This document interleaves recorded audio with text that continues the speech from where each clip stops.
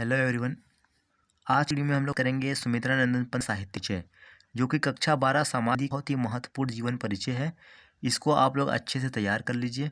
तो जो भी मैं इस वीडियो में बताने जा रहा हूँ इतना मैंने पढ़ाया है, इतना अगर आप लोग लिख कर आते हैं तो आप लोग को 5 अंक पूरे मिल जाएंगे। जो जीवन परिचय और साहित्यिक परिचय के लिए 5 अंक पूछता है बोर्ड एग्जाम में। तो चलिए को शुरू करते हैं। सबसे पहले हम लोग क्या करते हैं, सुमित्रा नंदन का परिचय जानते हैं। इस प्रकृति के सुकुमार कवि सुमित्रा जी का जन्म जो था वो सन 1900 ईस्वी में अल्मोड़ा के निकट कौसानी नामक ग्राम में हुआ था। जो सुमित्रा पंत जी हैं, इनका जो जन्म था वो 1900 में हुआ था। कब हुआ था? 1900 में। और कहाँ हुआ था? अल्मोड़ा के कौसानी नामक ग्राम हुआ था। इनके जो पिता हैं, इनके पिता का नाम क्या था? श्री गंगादत्त था। पंत जी हैं, इनके पिता का नाम गंगादत्त था। इनका जन्म हुआ था सन 1900 में। कहाँ हुआ था? अल्मोड़ा के निकट कौसानी में हुआ था। इनका जन्म कहाँ हुआ था? अल्मोड़ा के निकट। आप लोग को ये ध्यान देना है, ये सब पॉइंट। अल्मोड़ा के निकट कौसानी नामक ग्राम में इनका जन्म हुआ था। कब हुआ था? सन 1900 में हुआ था। सन अच्छे से याद कर लेना है, कंफ्यूजन नहीं चाहिए। कि सुमित्रा नंदन पंत जी का जो साहित्यिक परिचय याद कर रहे हैं और आचार्य रामचंद्र शुक्ल जीवन परिचय का डेट लिख के आ गए, ऐसा नहीं है। तो अच्छे से आप लोग को सन याद कर लेना है। तो सन 1900 ईस्वी में इनका जन्म हुआ था। कहाँ हुआ था? अल्मोड़ा के निकट कौसानी नामक ग्राम में हुआ था। ठीक है। इनके पिता जो थे, इनके पिता का नाम था श्री गंगादत्त पंत था। प्रारंभिक शिक्षा अल्मोड़ा में हुई। यानी जो सुमित्रा नंदन पंत जी हैं, इनकी जो प्रारंभिक शिक्षा है वो कहाँ पे हुई थी? इनकी प्रारंभिक शिक्षा अल्मोड़ा में ही हुई, जहाँ की ये रहने वाले थे। तो इनकी जो प्रारंभिक शिक्षा थी वो कहाँ हुई? वो अल्मोड़ा में ही हुई।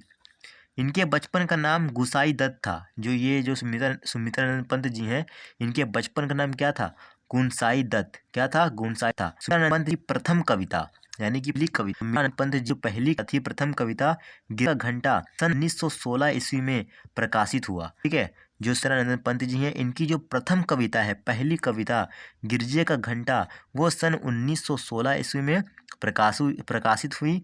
तत्पश्चात इनकी जो रचनाएं हैं, उच्छ्वास इनकी जो रचना है उच्छ्वास एवं ग्रंथि सन 1920 में प्रसिद्ध हुई। ठीक है। गिरजे का घंटा कब हुआ था? सन 1916 में। जो इनकी प्रथम कविता थी, गिरजे का घंटा है, सुमित्रा नंदन पंत जी की प्रथम कविता है, जो कि सन 1916 ईस्वी में प्रकाशित हुई। तत्पश्चात इनकी जो रचना है उच्छ्वास एवं ग्रंथि सन 1920 में प्रकाशित हुई। 1920 में क्या प्रकाशित हुई? उच्छ्वास एवं ग्रंथि। ठीक है। सन 1920 में प्रकाशित हुई। साथ ही सन 1927 ईस्वी में वीणा, 1928 ईस्वी में पल्लव नामक कविता संग्रह प्रकाशित हुए। तो ये आप लोग को अच्छे से डेट वाइज याद करना है कि कौन से सन में कविता प्रकाशित हुई थी। ठीक है।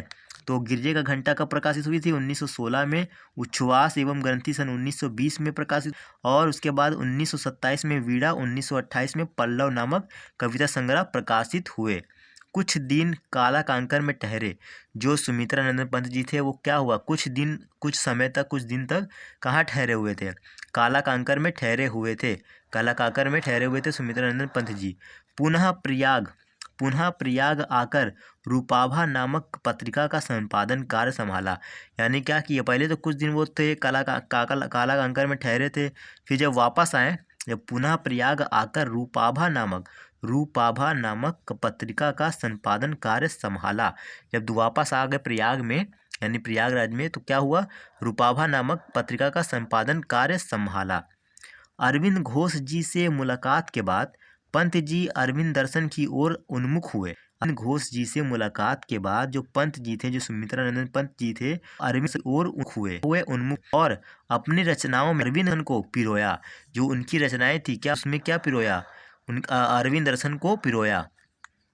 कला और बूढ़ा चांद पर साहित्य अकादमी पुरस्कार, लोकायतन पर सोवियत भूमि नेहरू पुरस्कार एवं चिमरा नामक कृति पर ज्ञान पुरस्कार प्राप्त किया। यानी कि इनको कौन कौन सा पुरस्कार मिला? ये भी बहुत ही पूर्ण पॉइंट है, आप लोग को इसको भी लिखना है कि कला और बूढ़ा चांद साहित्य अकादमी पुरस्कार, कला चांद पर साहित्य अकादमी पुरस्कार, लोकायतन भूमि पुरस्कार एवं चित्रनाकृति प्राप्त किया। ठीक है, उसके बाद हिंदी किस करते हिंदा ये सन 1977 में लीन हो गया। ठीक है, सन 1977 का देवसान हो गया, इनका निधन हो गया। ठीक है, तो आप लोग सब पॉइंट से याद रखना है। सुमित्रानंद पंत जी हैं, इनका जन्म हुआ था कब हुआ था इनका 1900 में हुआ था। कहाँ पे हुआ?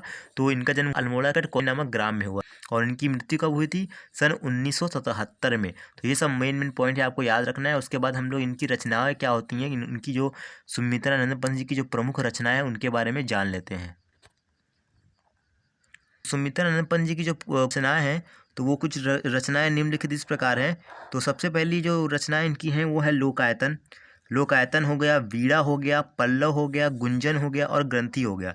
तो ये सब क्या है, इनकी प्रमुख रचनाएं हैं जो सुमित्रानंद पंत जी हैं उनकी रचनाएं। उस और अन्य जैसे कि आप स्वर्ण धूलि, स्वर्ण किरण, उत्तरा, युगपंथ, अतिमा, युगांत, युगवाणी, ग्राम्या आदि। तो ये सारा हो गया आपका साहित्यिक परिचय और इनकी रचनाएं। अगर आप लोग साहित्यिक परिचय के साथ साथ रचनाएं भी लिखेंगे, क्योंकि रचनाएं तो आपको लिखना ही पड़ेगा, तभी आपको 5 अंक पूरे मिलेंगे, नहीं तो नहीं मिलेंगे। तो रचनाओं के साथ अच्छे से लिख के आना है, साफ साफ राइटिंग में। और उसके बाद कम से कम 80 शब्द में आप लोग को साहित्यिक परिचय लिखना होता है। 3 लेखक का, 3 का जीवतिक पूछता है, 3 को एक करना होगा और कम से कम आपको 80 शब्द में करना होगा रचना के साथ। तो आप होगा अंक पूछ जाएंगे। तो इस वीडियो में हम लोगों ने सुमित्रानंद पंत जी का साहित्यिक परिचय क्लियर कर लिया है। आप लोग को वीडियो अच्छी लगी तो वीडियो को लाइक और चैनल को सब्सक्राइब करें।